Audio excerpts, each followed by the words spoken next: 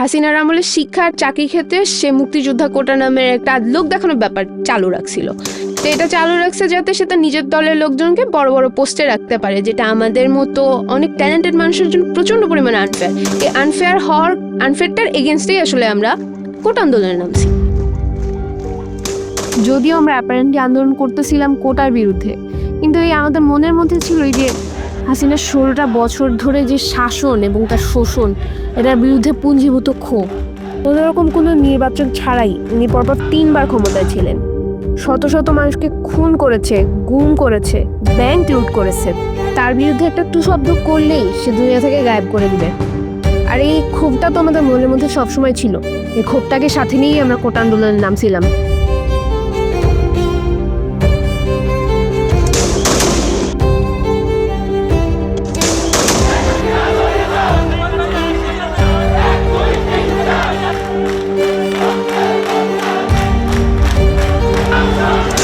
আমাদের দমাইতে শেখ হাসিনা তার সর্বশক্তি প্রয়োগ করছে।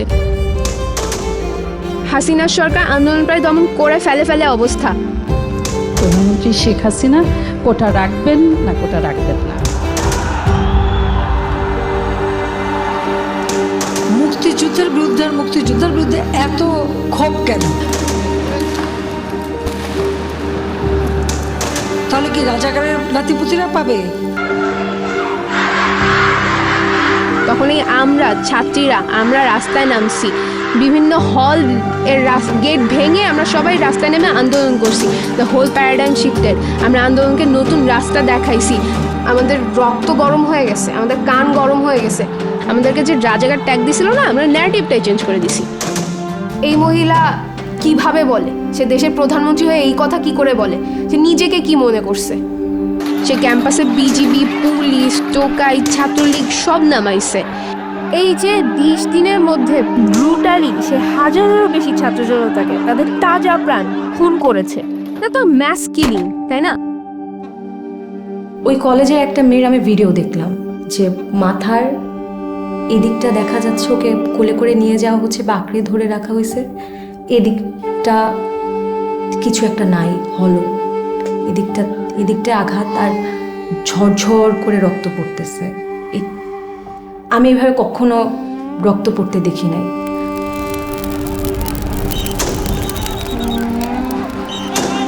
এই যে ছোট ছোট বাচ্চাদের হত্যা করছে, হাজারো মায়ের বুক খালি করছে, এর দায় কে নিবে? নাইমাকে হারিয়ে নাইমার ছোট ভাই তাসপিয়া, বড় বোন, 2 ভাই বোনে অসুস্থ, মানে একদম পুরো অসুস্থ। খাটের উপরে হাত উপরে দিও না, পা নাড়াইও না, মানে মানসিক এতটাই অসুস্থ, আমরা হাত পা নাড়াইতে পারতাম না, বলে গুলি আসে।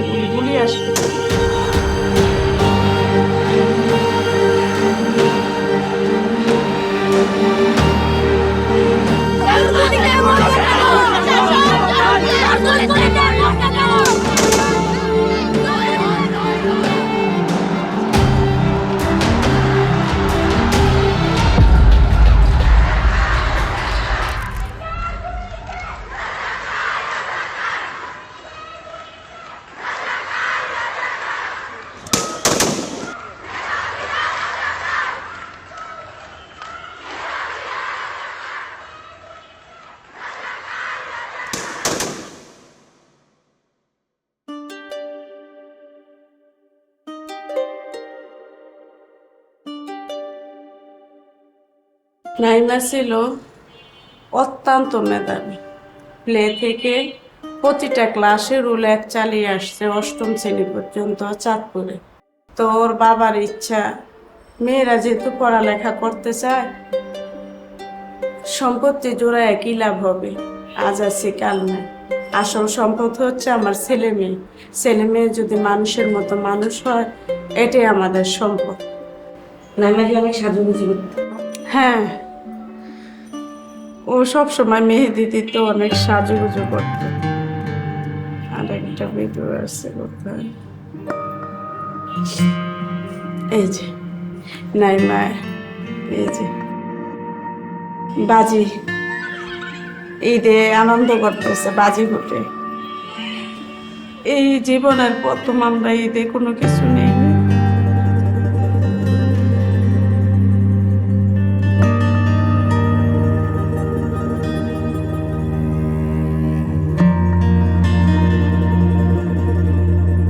আমি সুস্মিতা মিম, আমি প্রিন্ট মেকিংয়ে মাস্টার্স ফার্স্ট পার্টে ঢাকা ইউনিভার্সিটিতে আছি।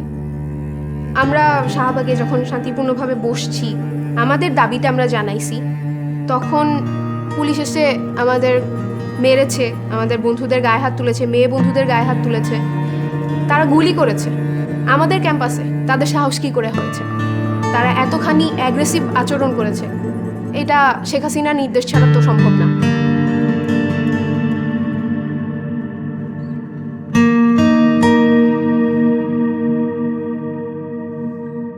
সেদিন আকাশটাও খুব মানে লাল ছিল। আপনাদের মনে পড়ে কিনা যে আমি ফেসবুকে এই যে রক্তমাখা যে ছবিগুলো ওগুলো আর ওই আকাশটার ছবি নিয়ে আমি একটা, যেহেতু আমি ভিজুয়াল আর্টিস্ট, আমি একটা কোলাজ বানালাম। আমি বের হতে চাচ্ছিলাম বাসাতে, কিন্তু পারতেছিলাম না।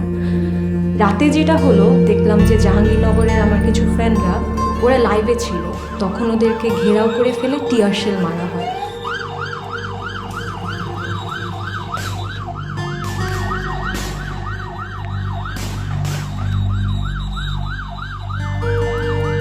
আমার এখনো মানে গায়ে কাটা দিচ্ছে যে আমার বন্ধুদের আমি দেখতেছি যে ওরা কাঁদতেছে, ওরা বলছে আগুন কোথায়, আগুন কোথায়।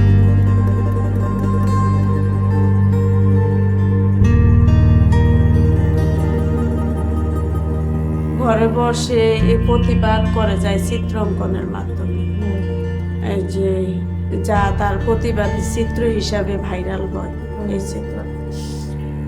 তারপরে নাইমা বন্ধুদের সাথে কথা বলতো যে আমরা কিভাবে আন্দোলনে যাওয়া যায়, বন্ধুদেরকে উৎসাহিত করতো এই ব্যাপারে, তোরা তোদের কাছ থেকে কর, আশেপাশে যারা আছে আমরা এখানে করি। ওই সময় তো উত্তরার অবস্থা জানেন কি অবস্থা।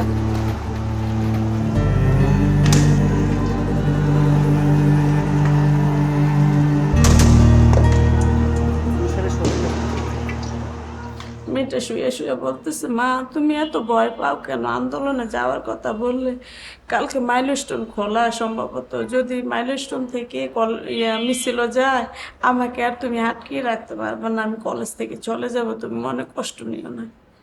আর আমি যদি শহীদ হয়ে যাই তো তুমি আলহামদুলিল্লাহ বলবা।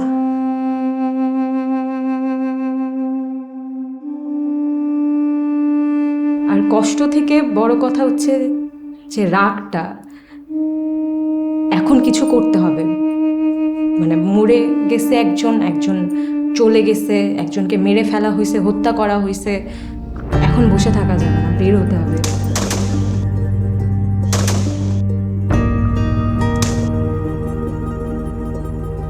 আমি পাঠশালায় পড়ি। পাঠশালা ট্রিকের কিছু মানুষের সাথে, বন্ধু সহযোদ্ধাদের সাথে রাজু ভাস্কর্যে যাই। রাজু ভাস্কর্যে গিয়ে দেখলাম যে আওয়ামী লীগের মানুষজন জড়ো হচ্ছে, জগন্নাথ আওয়ামী লীগ, ঢাকার বাহির থেকে আরও আওয়ামী লীগ, বিভিন্ন ইউনিভার্সিটির আওয়ামী লীগ, ছাত্রলীগের ছেলেপেলেরা আসতেছে। ওদের হাতে একটা রডের মতো, ওইটা নিয়ে ওরা খুব প্রাউডলি হেলমেট পরে রাজু ভাস্কর্যের সামনে দাঁড়িয়ে সেলফি তুলতেছে।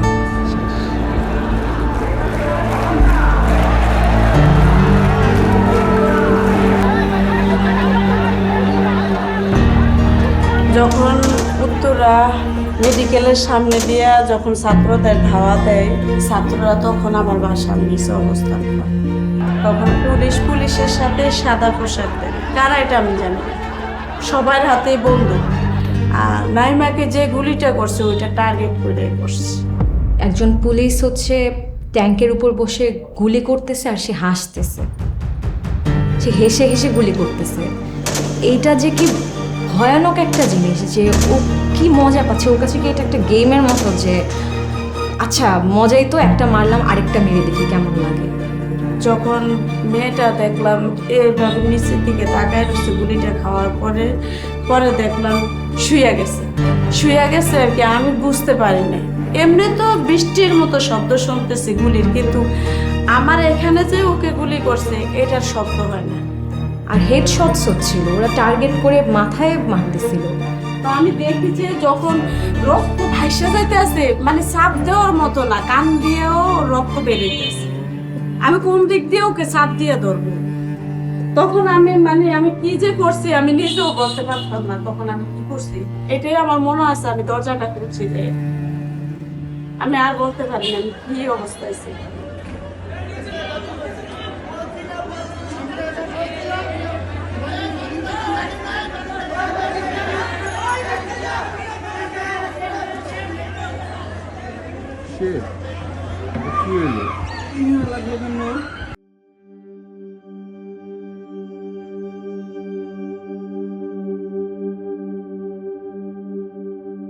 নিজ বাসার বারান্দায় যদি গুলি খেতে হয় তাহলে আমাদের দেশের নিরাপত্তা কোথায় শিশুদের?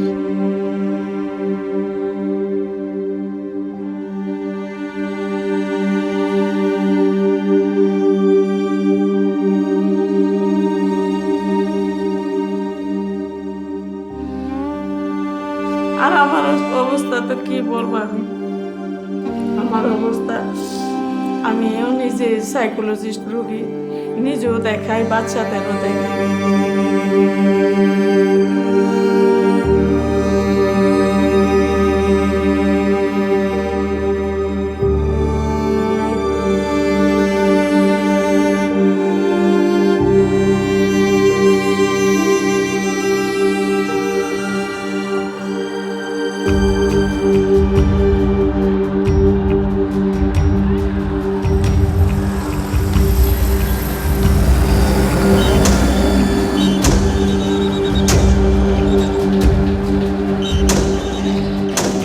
ইন্টারনেট যখন আমরা আবার ফেরত পেলাম অল্প কিছু সময়ের জন্য, তখন আমরা সবাই বলতেছিলাম এখন সবাই দেখে ফেলছে, কেউ বাসায় থাকবে না, কেউ বাসায় থাকবে না, এখন কোনো ন্যারেটিভই বানাতে পারবে না। যত মিথ্যা কথাই বলুক যে ডেটা সেন্টার পুড়ে গেছে, মেট্রো এই হয়েছে সেই হয়েছে, হ্যান হয়েছে ত্যান হয়েছে, এত নাটক কেউ বিশ্বাস করবে না, সবাই দেখে ফেলতেছে প্রুফ। আল্লাহ আমাদের ঘুম যে কায়রা নিছে, তুমি তার বিচার করো, আল্লাহর কাছে বিচার।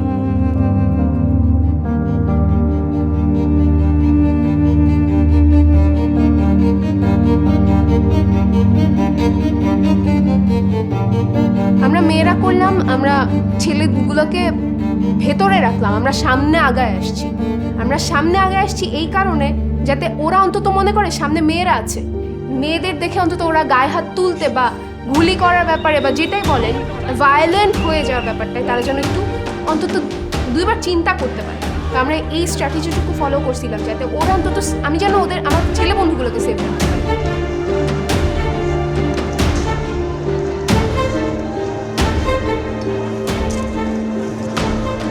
পুলিশরা দাঁড়ানো বেগম রোকেয়া হলের দিকে, স্টুডেন্টদের যেতে দিল, দলটাকে যেতে দিল। পেছন দিক থেকে পুলিশের আরেকটা বা বিজিবির পুলিশ সহ আরেকটা ফোর্স হচ্ছে গেল, স্টুডেন্টদের স্যান্ডউইচ করে এরপর টিয়ারশেল মারলো ওখানে।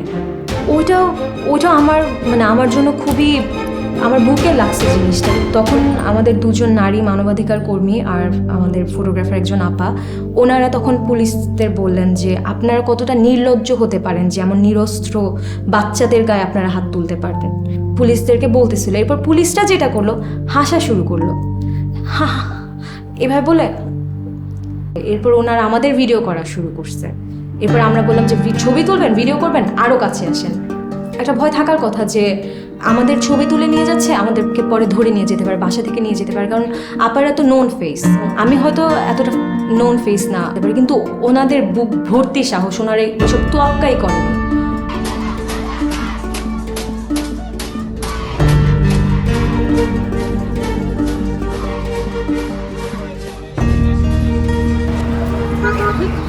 এই জায়গাটাতে হচ্ছে টিয়ারশেল মারা হয় বা সাউন্ড গ্রেনেড ছিল, ওই পাশটাতে র্যাব ভর্তি, এদিকে পুলিশ।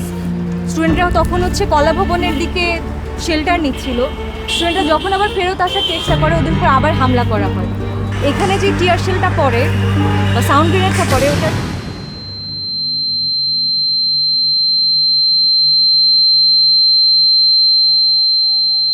তখন আমার কান বন্ধ হয়ে যায় আর মানুষজন সাথে সাথে ছোটাছুটি শুরু করে। তখন আমি গিয়ে এই স্তম্ভের এখানটাতে আমি একটু শেল্টার নেওয়ার চেষ্টা করি, এখানে আমি কিছুক্ষণ দাঁড়াই। দাঁড়িয়ে আশেপাশে একটু স্ক্যান করি যে আমার পরিচিত কি কেউ আছে কি না। আমি জানি না, আমার কাছে শক্তি ছিল আমার ক্যামেরাটা। আমি ফোন বের করে আমি ভিডিও করছি, ওই ভিডিওগুলো এখনও আছে আমার কাছে, যে আপনারা বলতেছেন আমি যেহেতু ভয়েস লাউড করে বলতে পারতেছি না, আমার শক্তিটা হচ্ছে আমার ক্যামেরা। আমি ছবি ভিডিও, ওটা আমার শক্তি, আমি ওটা ক্যাপচার করি।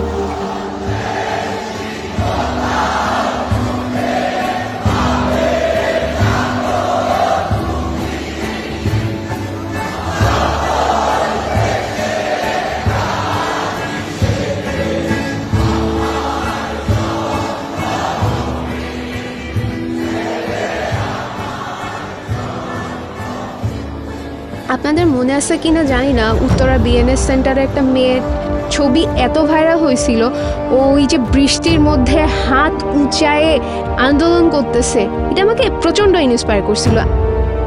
আমার ধারণাটা সব মেয়েদেরকেই আসলে ইন্সপায়ার করছে। আমার মনে হয়েছিল ও পারলে আমি কেন পারবো না।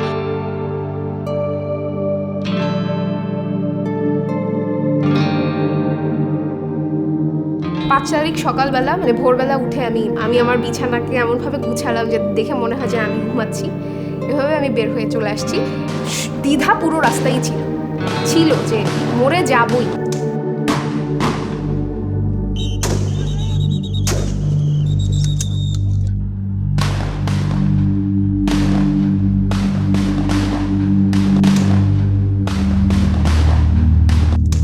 আবার একই সাথে এটাও ভেবে খুব ভাল লাগতেছিল, একটা ট্যাঙ্ক দেখতেছি কন্টিনিউয়াসলি, যেখানে সেখানে আর্মি দাঁড়াচ্ছে, সব ভেহিকেলগুলোকে আটকাচ্ছে ওরা।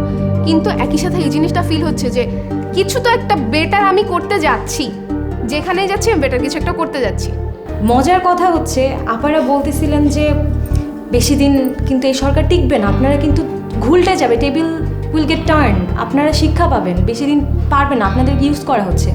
5 তারিখে আমার সবার প্রথম এই ভিডিওটার কথাই মনে পড়ে যে হ্যাঁ আপনারা বলছিলেন, তখন গুজবাম্পস দেয় আমার সারা শরীরে।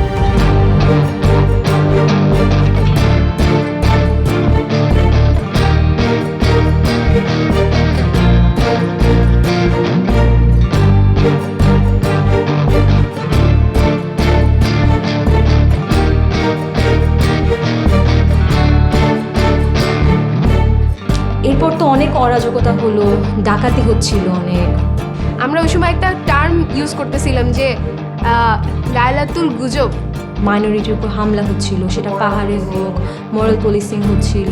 কেউ বলছে যে ইন্ডিয়া আমাদের কাছ থেকে দেশ নিয়ে যাচ্ছে, সাভারে সব অস্ত্র নিয়ে ইন্ডিয়ান সৈন্যরা নাকি আসে, তারা নাকি হিন্দিতে কথা বলছে।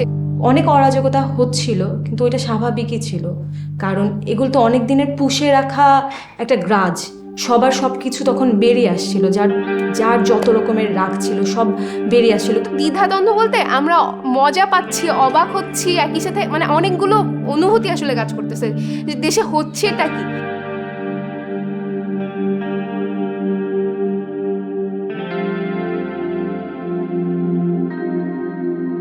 এই বিপ্লব কিন্তু কারো একার না, সবারই বিপ্লব। এই জন্য সবাই চাচ্ছে নিজের ভাগটা নিয়ে নিতে, যেটা অবশ্যই ভ্যালিড। সবাই নিজের যে অধিকার সেগুলোর জন্য রাস্তায় দাঁড়াচ্ছিল। সেখানে নতুন সরকার কি করবে? আমি আইন অনুযায়ী অন্তর্বর্তীকালীন সরকারের প্রধান উপদেষ্টা পদের কর্তব্য বিশ্বস্ততার সহিত পালন করিব।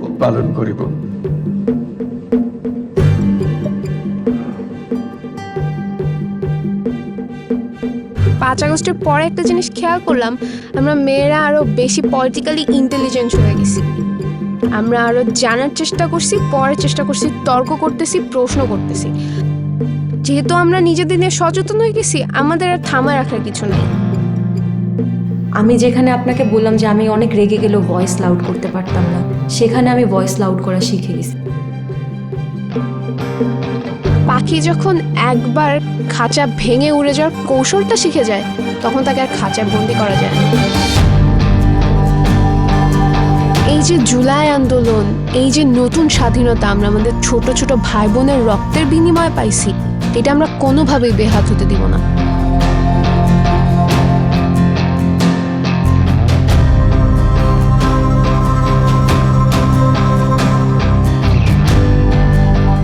দেখেন নাই মোহাম্মদপুরে মোরারপুর সিং এর সময় কি হয়েছে, মেয়েদের গায়ে হাত দিছে। আমরা কি করছি তখন? রাস্তায় নামছি। আমরা সরকারকে বাধ্য করছি ওদেরকে অ্যারেস্ট করার জন্য। এই সরকার হোক বা নতুন যে কোনো সরকারই আসলে তারা যদি শুধু নিজেদের কথা ভাবে, নিজেদের পকেট ভারী করার কথা ভাবে, জনগণের কথা না চিন্তা করে, তখন আমরা রাস্তায় নামবো, আমরা আন্দোলন করবো আবারও। আল্লাহ, এখন আমি বিচার চাই, আমি সঠিক বিচার চাই সরকারের কাছে। এই হত্যার সাথে যারা জড়িত আছে তাদের প্রত্যেককে, যারা তদন্তের মাধ্যমে যারা দোষী তাদেরকে আমি শাস্তি চাই, তাদের ফাঁসি চাই। এতগুলা মায়ের বুক খালি করছে। আমরা যেমন জুলাইকে জন্ম দিছি, জুলাই আমাদেরকে জন্ম দিছে। July has change us all. আমরা এখন শুধু উড়বো।